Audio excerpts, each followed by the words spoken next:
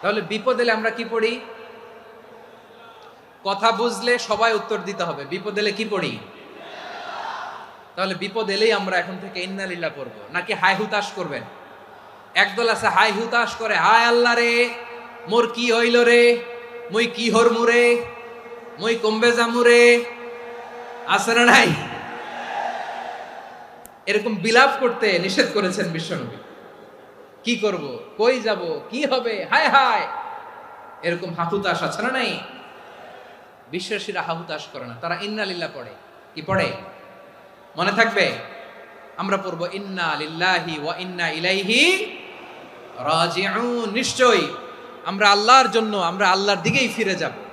এরপর পড়বো আল্লাহুম্মা আজুরনি ফি মুসিবাতি ওয়াখলুফ লি খায়রাম মিনহা। আল্লাহ, আমি যে বিপদে ধৈর্য ধারণ করলাম এটার সওয়াব দিও, আর যা হারালাম তার চেয়ে ভালো